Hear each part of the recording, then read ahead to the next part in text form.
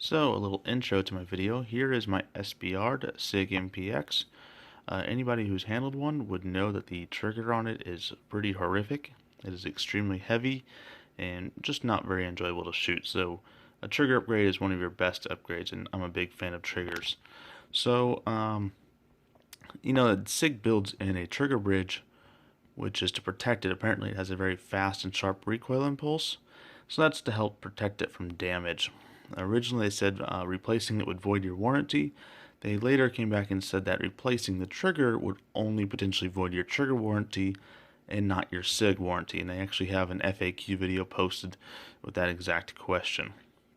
So, since knowing it could damage triggers, there was a lot of question on what it could handle.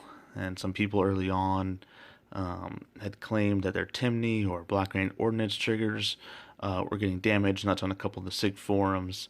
I actually contacted Timney. They said a lot of guys are putting in Timney triggers, and they're not having many issues, except for the guys you read on the forums.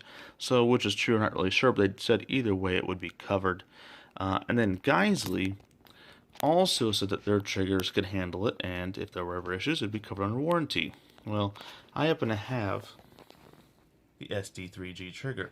I actually have a video of me shooting this AR-57 upper on a pistol lower, and it's bump firing. It's a very unique trigger, and that's got a very short and quick reset, and just the bump firing, just the recoil of the gun moving was enough to have the trigger reset, and then as it rested, it would fire again. So it was a little interesting. I replaced it with a Hiperfire, and I really liked it.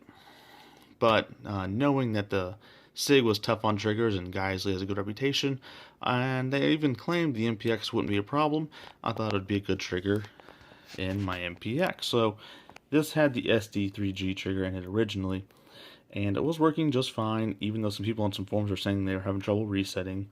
The trigger wouldn't reset, just the hammer was following the bolt home. And I wasn't having that issue. And then I cut the barrel down to 5 inches, which made the suppressor sit a little more flush inside it. It was definitely a great upgrade, and just the overall feel of the firearm was great. And then also, I think I might have even reduced some of the blowback I was getting when it was shooting suppressed. However, I immediately started having issues with my 3-gun trigger resetting now, and a little bit of updates on the forums. People were saying that, even contacting Geissele, and they were saying the 3-gun triggers were not recommended in the MPX for that very reason. Something to do with the sear engagement, and they weren't resetting reliably, and they recommended their SSA. Well, I didn't want a 2-stage, and so I thought I would try the Hiperfire. I've had good luck with them before, and they're a completely unique design, so I figured the hammer would hit the guide rods and hopefully hit that before it caused any damage. And so I had replaced the trigger with this Hiperfire, and I went with the Eclipse model. Just figured I'd go with the top of the line one. And it's got a nickel coating on it. Testing. Hiperfire trigger.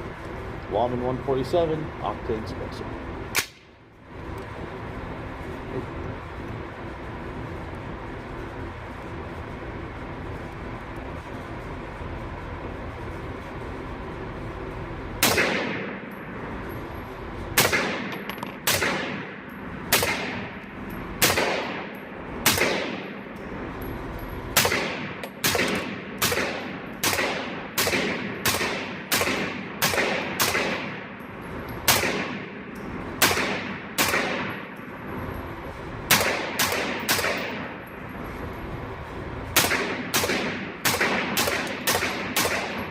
Getting a bit gassy in here.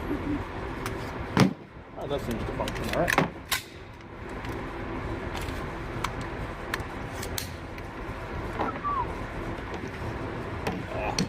It's getting dirty. Oh, that's snag.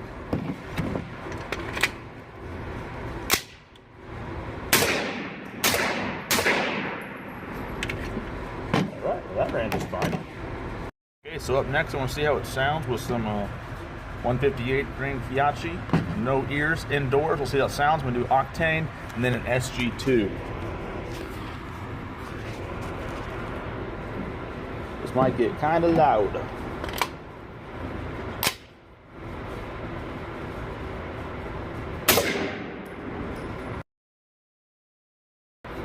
Like even the bolt closing sounds loud in this little metal box I'm in. Some SG2, see how this baby sounds?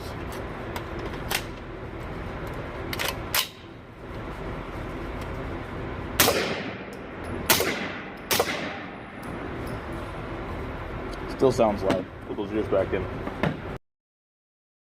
At least it's functioning now. And I'm going to go back to the 147 grain Fiat. First couple of these are American Eagle.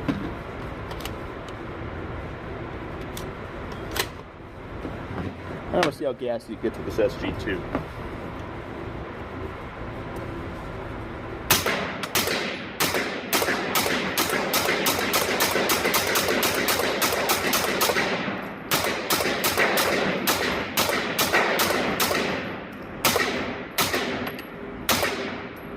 Still gassy, but definitely not as bad.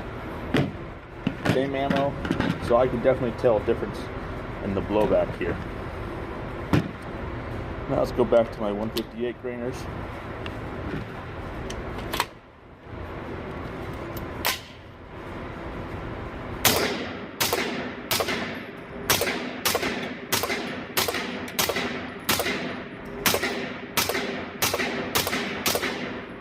Accuracy is superb with this silencer.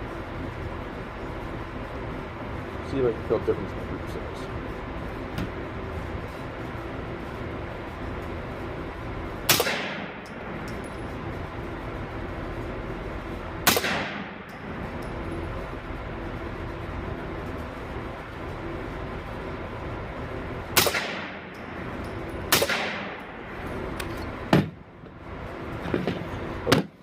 All out of ammo.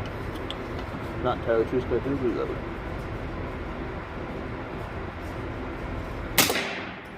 Okay.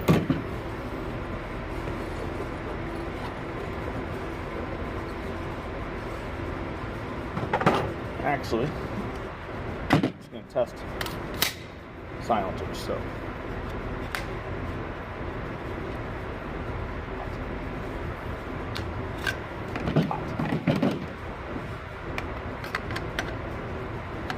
This one's definitely cooled down to a more manageable level.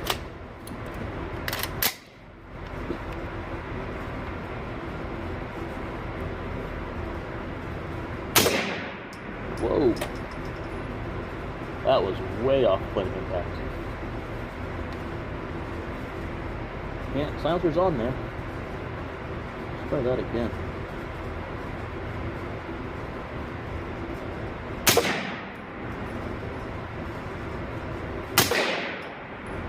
Alright. Point of impact is way off.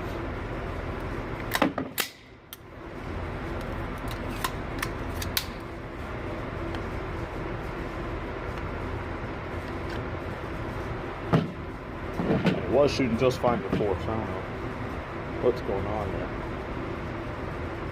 I think I might have had a baffle strike. I see some shiny baffle edge there, which tells me I think it clipped it. Huh, that's strange. So why'd all of a sudden have an issue?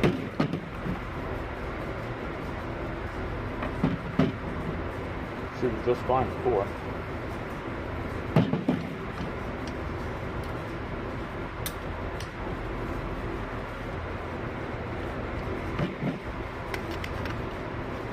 Do I keep trying or go back to the SG2?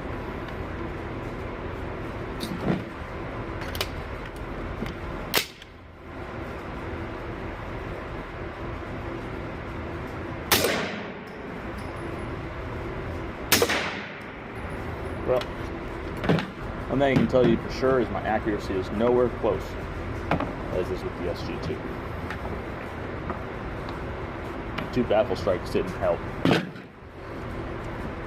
see if we can get some video. Well, of course, not extreme precision. That group on the far right, that hole, is what I just did with the SG2. And then on the left, you see about 4 or 5 holes all scattered across.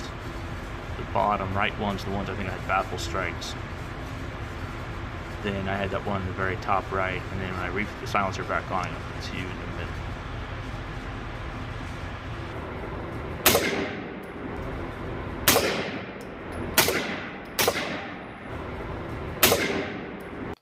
So to summarize, this video just started as me testing out the Hiperfire, see if it would work in the MPX, given the trouble I had with the Geissele.